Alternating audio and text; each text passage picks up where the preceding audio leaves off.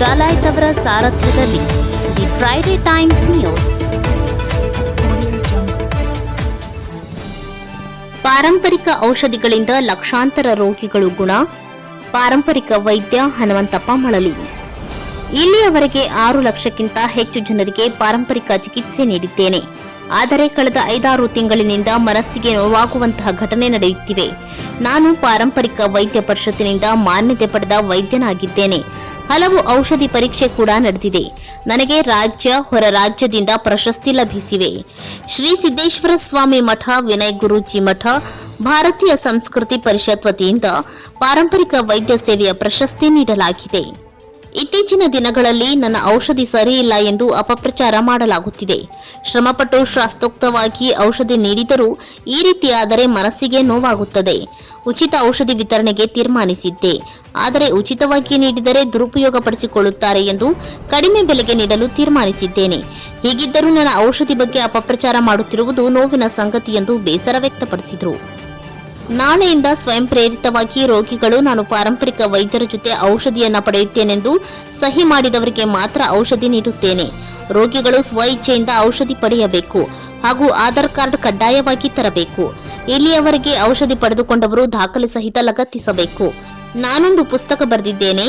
ಹಿಂದಿ ಭಾಷೆಯಲ್ಲೂ ಆ ಪುಸ್ತಕ ಸಿದ್ಧವಾಗಿದೆ. ಮನೆ ಔಷಧಿಯ ಬಗ್ಗೆ ಪುಸ್ತಕದಲ್ಲಿ ಸವಿಸ್ತಾರವಾಗಿ ವಿವರಿಸಲಾಗಿದೆ ಎಂದರು. ಇಂಗ್ಲಿಷ್ ಔಷಧಿಗೆ ನನ್ನ ಯಾವುದೇ ವಿರೋಧ ಇಲ್ಲ. ಅವರವರ ಶರೀರಕ್ಕೆ ಅನುಗುಣವಾಗಿ ರೋಗಗಳು ವಾಸಿಯಾಗುತ್ತವೆ. ನನ್ನ ಚಿಕಿತ್ಸೆಯನ್ನು ನೇರವಾಗಿ ಬಂದು ಗಮನಿಸಿ ಪ್ರಚಾರಪಡಿಸಬಹುದು. ಭಗವಂತ ನೀಡಿದ ವಿದ್ಯೆಯನ್ನು ನಾವು ಸಮಾಜ ಸೇವೆ ರೂಪದಲ್ಲಿ ಮಾಡುತ್ತಿದ್ದೇವೆ. ಮಹಾರಾಷ್ಟ್ರ, ಆಂಧ್ರ, ಕೇರಳ ಹಾಗೂ ಅಮೆರಿಕ, ಇಸ್ರೇಲ್ ಸೇರಿದಂತೆ ಹಲವು ದೇಶಗಳಿಂದ ಬಂದು ರೋಗವಾಸಿ ಮಾಡಿಕೊಂಡು ಹೋಗಿರುವ ಉದಾಹರಣೆಗಳು ಇವೆ ಎಂದರು. ನಮಸ್ಕಾರ. ನಾನು ಪಾರಂಪರಿಕ ನಾಟಿ ವೈದ್ಯ, ವಾಸನ ಗ್ರಾಮದ ನರಗುಂದ ತಾಲೂಕಿನ ಗದಗ ಜಿಲ್ಲೆಯಿಂದ ಮಾತನಾಡೋದು. ಈ ಮೂಲಕ ನಾನೇನನ್ನು ತಿಳಿಸ್ತಾ ಇದ್ದೀನಿ ಅಂದರೆ, ಕಳೆದ 33 ವರ್ಷಗಳಿಂದ ಪಾರಂಪರಿಕ ನಾಟಿ ವೈದ್ಯ ಪದ್ಧತಿಯಲ್ಲಿ ಲಕ್ಷಾಂತರ ಜನರಿಗೆ ನಮಗೆ ಕೊಟ್ಟಂಥ ವಿದ್ಯೆಯ ಮೂಲಕ ಔಷಧಿಯನ್ನು ಕೊಟ್ಟು ಗುಣ ಮಾಡಿರೋದು ಈಗಾಗಲೇ ಭಾಳಷ್ಟು ದೊಡ್ಡ ಸಂಖ್ಯೆಯಲ್ಲಿ ನಾಡಿನಲ್ಲಿ ಗೊತ್ತಿದೆ. ಇಲ್ಲಿವರೆಗೆ ನನಗೆ ಈ ರೀತಿಯ ಸೇವೆ ಮಾಡಲಿಕ್ಕೆ ಅವಕಾಶ ಮಾಡಿಕೊಟ್ಟಂಥ ಎಲ್ಲರಿಗೂ ಸಹಿತ ನಾನು ವಂದನೆಗಳನ್ನು ಈ ಸಮಯದಲ್ಲಿ ತಿಳಿಸ್ತೇನೆ. ಇತ್ತೀಚಿನ ದಿನಗಳಲ್ಲಿ ಅತಿ ದೊಡ್ಡ ಸಂಖ್ಯೆ, ಪ್ರಾರಂಭದಲ್ಲಿ 80-100 ಜನ ಬರ್ತಾ ಇರುವಂಥದ್ದು ಈಗ ಒಂದು ವಾರಕ್ಕೆ 1000-1200 ಸಂಖ್ಯೆ ನನ್ನ ಹತ್ರ ಔಷಧಿಗೆ ಬರ್ತಾ ಇದ್ದಾರೆ.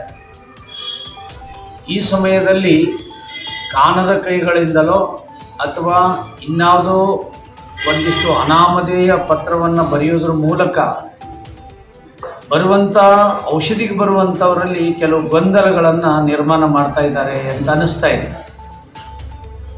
ಅದರಲ್ಲಿ ಏನಾಗಿದೆ ಅಂದರೆ, ಬರುವಂಥವರಿಗೆ ಈ ಔಷಧಿ ಕೊಡುವಂಥದ್ದು ಸರಿಯಿಲ್ಲ, ಇದು ಔಷಧಿಯಿಂದ ಯಾರಿಗೆ ಗುಣ ಆಗಿಲ್ಲ, ಇವರು ಔಷಧಿಯನ್ನು ಕೊಡೋದರಲ್ಲಿ ಜನರಿಂದ ಸುಲಿಗೆ ಮಾಡ್ತಾರೆ, ಈ ರೀತಿ ಆಯುಷ್ ಇಲಾಖೆಯವರಿಗೆ ತಿಳಿಸೋದು ಮತ್ತು ಕಂಪ್ಲೇಂಟ್ ಕೊಡೋದು ಮಾಡಿದ್ರಿಂದಾಗಿ ಅದಕ್ಕೆ ಉತ್ತರ ಕೊಡಬೇಕಾದಂಥ ಅನಿವಾರ್ಯ ಇರೋದರಿಂದ ನನ್ನನ್ನು ಸಂಪರ್ಕ ಮಾಡೋದು, ನಮ್ಮ ಔಷಧಿಯನ್ನು ಪರೀಕ್ಷೆ ಮಾಡೋದು, ಸ್ಟೇಷನ್ಗೆ ಕರೆಸಿಕೊಂಡು ನಮ್ಮಿಂದ ಮಾಹಿತಿ ತಗೊಳ್ಳೋದು, ಸಹಿ ತಗೊಳ್ಳೋದು, ಇದೆಲ್ಲ ಆಗ್ತಾ ಇರೋದರಿಂದ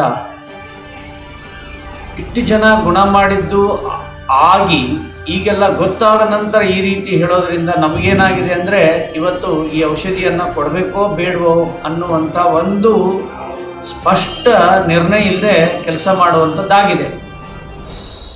ನಮಗೇನು ಹಾಗೆ ನೋಡಿದ್ರೆ ಔಷಧಿ ಕೊಡಲೇಬೇಕು ಅಂತಿಲ್ಲ, ಆದರೆ ಜನರಿಗೆ ಒಳ್ಳೆಯದಾಗಲಿ, ಒಂದು ವಿದ್ಯೆಯಿಂದ ಸಾಕಷ್ಟು ಜನರಿಗೆ ಆರಾಮ ಮಾಡಿದ್ದೀವಿ.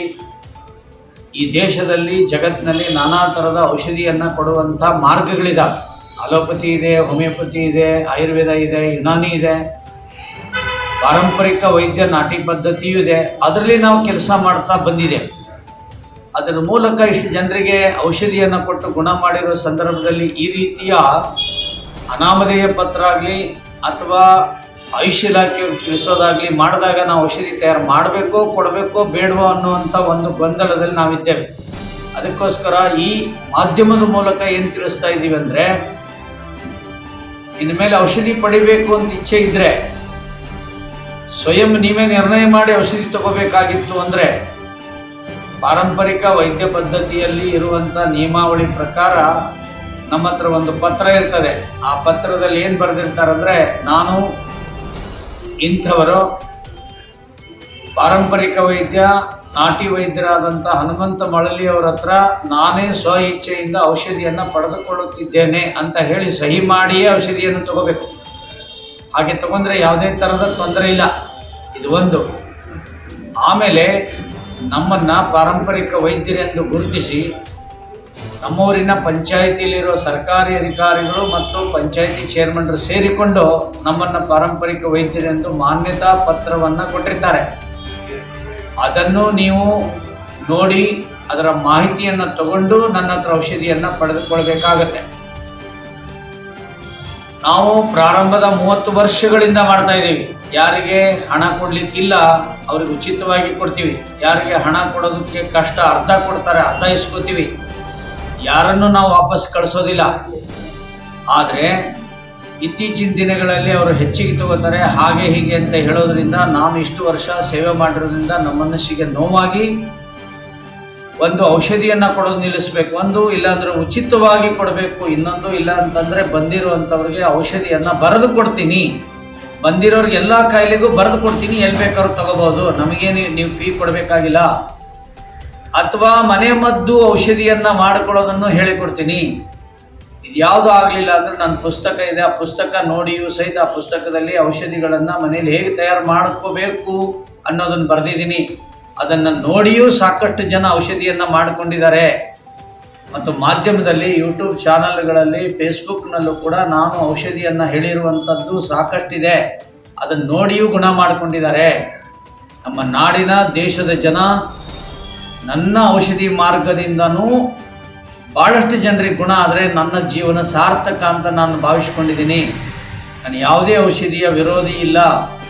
ಯಾವುದೇ ಔಷಧಿಯಿಂದ ಗುಣ ಆದರೂ ಸಂತೋಷ. ಆ ಔಷಧಿ ಜೊತೆಗೆ ಗುಣ ಆಗದೇ ಇರುವಾಗ ನಮ್ಮ ಔಷಧಿನೂ ಮಾಡ್ಬೋದು, ಅಥವಾ ನನಗಿಂತ ಬಹಳ ದೊಡ್ಡ ದೊಡ್ಡ ವೈದ್ಯರು ಈ ದೇಶದಲ್ಲಿದ್ದಾರೆ, ಅವ್ರ ಹತ್ರನೂ ಔಷಧಿಯನ್ನು ತೊಗೊಂಡು ಪಡ್ಕೊಳ್ಬೋದು. ಬರುವಂಥವ್ರೀಗ ರಾಜ್ಯದಿಂದ, ಬೇರೆ ಬೇರೆ ಜಿಲ್ಲೆಯಿಂದ ಮತ್ತು ಬೇರೆ ಬೇರೆ ರಾಜ್ಯದಿಂದ ಮತ್ತು ವಿದೇಶದಿಂದನೂ ಇವತ್ತು ಬರ್ತಾ ಇರೋದ್ರಿಂದ ಜನಗಳಿಗೆ ತೊಂದರೆ ಆಗಬಾರ್ದು, ಸಾರ್ವಜನಿಕರಿಗೆ ಅನ್ನೋ ದೃಷ್ಟಿಯಿಂದ ಇದನ್ನು ಮಾಧ್ಯಮದಲ್ಲಿ ನಾನು ವಿಷಯವನ್ನು ತಿಳಿಸ್ತಾ ಇದ್ದೇನೆ. ಇದಕ್ಕೆ ಬದ್ಧರಾಗಿದ್ದುಕೊಂಡು ಇದರ ಮಾಹಿತಿಯೆಲ್ಲ ತಿಳ್ಕೊಂಡು ನಮ್ಮ ಹತ್ರ ಬಂದು ಔಷಧಿಯನ್ನು ಪಡೆಯೋದಕ್ಕೆ ಯೋಜನೆ ಮಾಡಿಕೊಳ್ಳಿ. ಇದೇ ರೀತಿ ನನಗೆ ಬೇರೆ ಬೇರೆ ರೀತಿಯ ತೊಂದರೆಗಳಾದರೆ ನಾನು ಅಕಾಲದಲ್ಲಿ ಯಾವುದೇ ಸಂದರ್ಭದಲ್ಲೂ ಸಹಿತ ಔಷಧಿ ಕೊಡೋದನ್ನು ನಿಲ್ಲಿಸುವಂಥ ಯೋಚನೆಯನ್ನು ಮಾಡಿಕೊಂಡಿದ್ದೀನಿ.